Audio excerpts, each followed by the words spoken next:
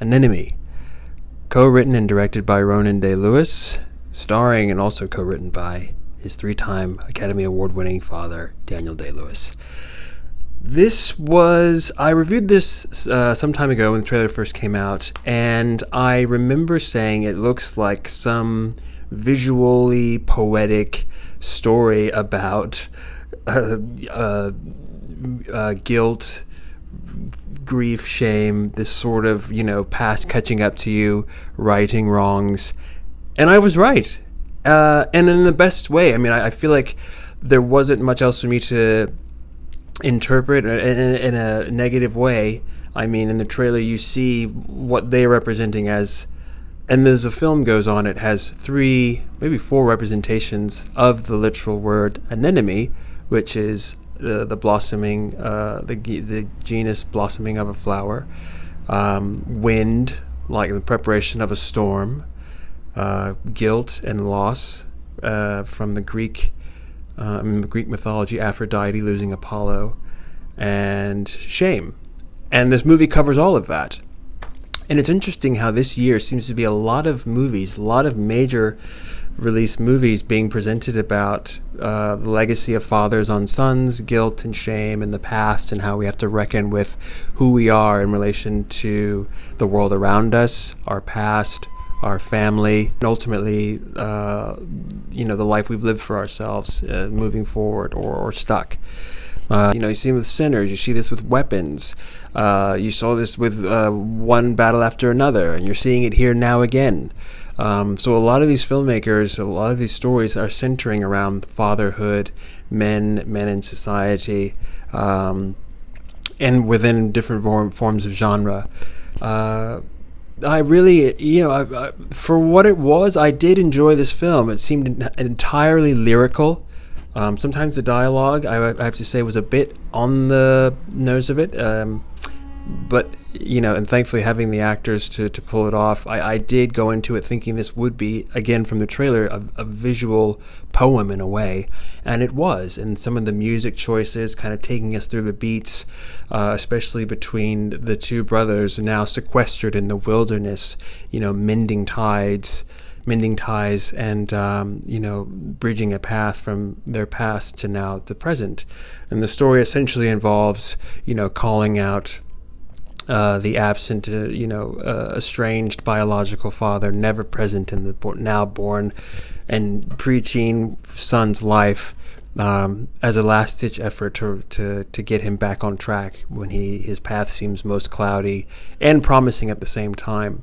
And so the film does a very good job of representing, at least on the Daniel Day and Sean Bean side, of what it means to address these rights and wrongs and try to, as I was saying once the film was wrapping, it's like, and now save the beast, to reveal the soul of a man now renewed. These kids outside, they're ruining everything.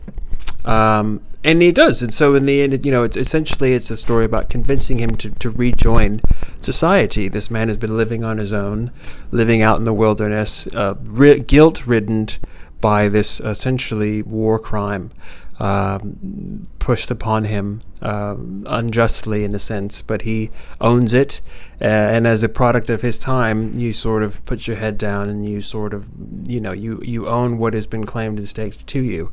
I think the film kind of shows that in a different era of a different time, tools made useful, one would examine if the self-flagellation and the tyrannical sort of punishment of sequestered life is warranted for now his existence. So, interesting.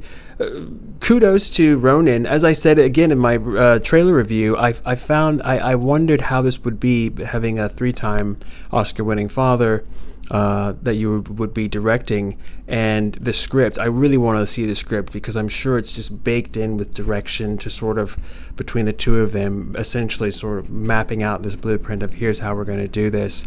And there is a confidence in this direction that at times may not work, but I feel that it is very much, as I even said again, even if it doesn't seem tight, they are fully owning it may seem incomprehensible, but it's very tight in the story they're trying to tell, and I could totally get a sense of that. I completely was on board.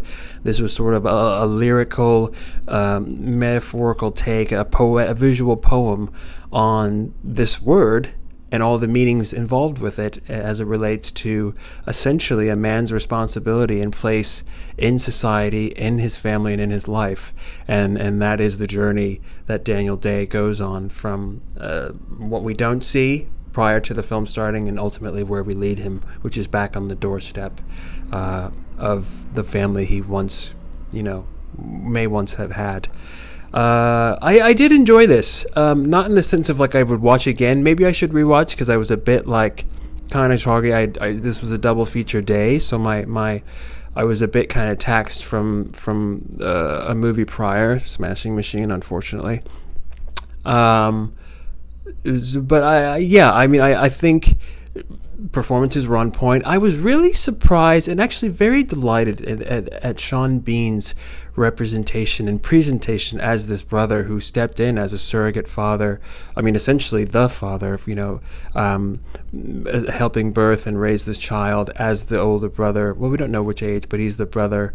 There's a stillness, but also even in his passive moments of like awe and overwhelm, there's an activeness in him, and I think it was a great performance from Sean Bean, one that we've never seen before, at least I haven't, and I was very, very pleased to see this from him, and for what the role demands, I think he completely holds his own and owns what's necessary to go up against this juggernaut, this now cinematic and historical treasure of Daniel Day Lewis. Yeah, I'm glazing him up.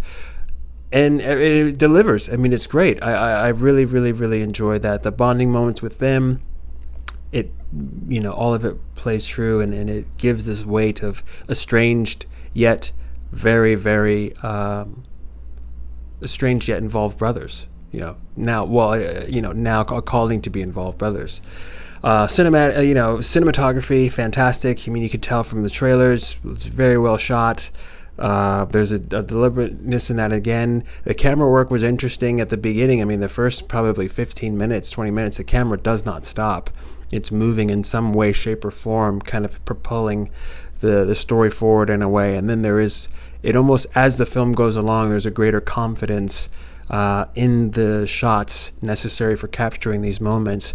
Gorgeous landscapes between the woodland areas, the shorelines, the trees and forests. I mean, it really, pastures and fields. I mean, it really was composed beautifully. There's a darker, cooler color correction to it, giving us this mood, this sort of sombered air that's just clouding the entire town region.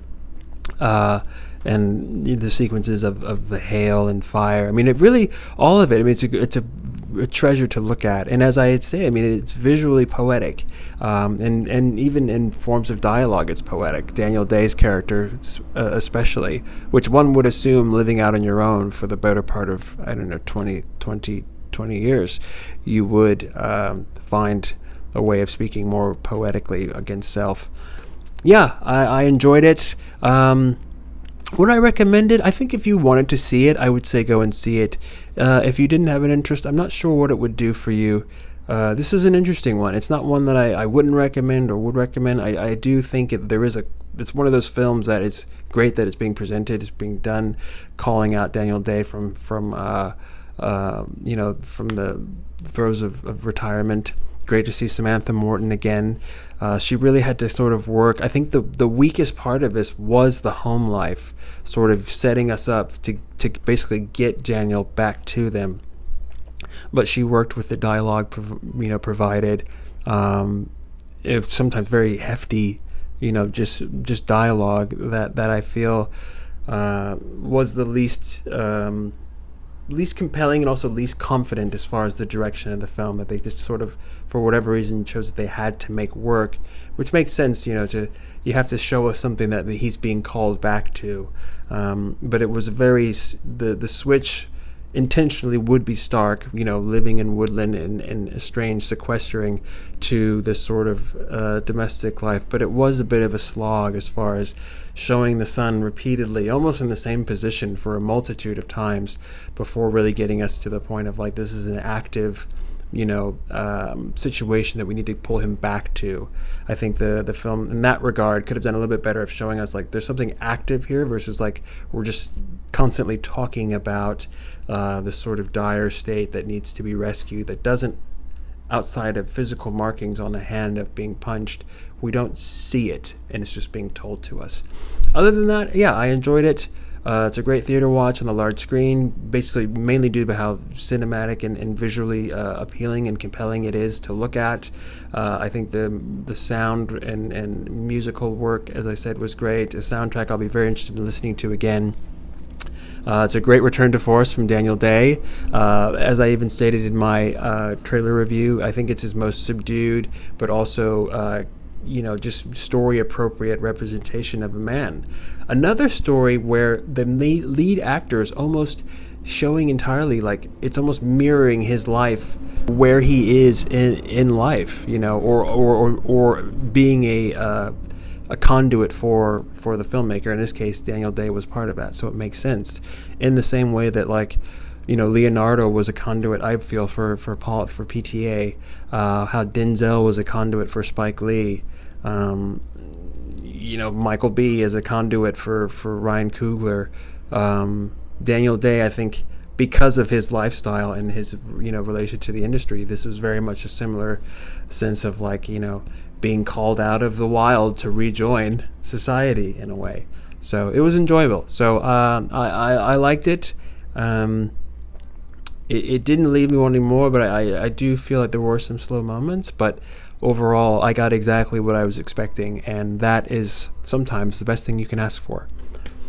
Like and subscribe to more reviews and reactions to movies and trailers and TV like this, and until next time, keep watching.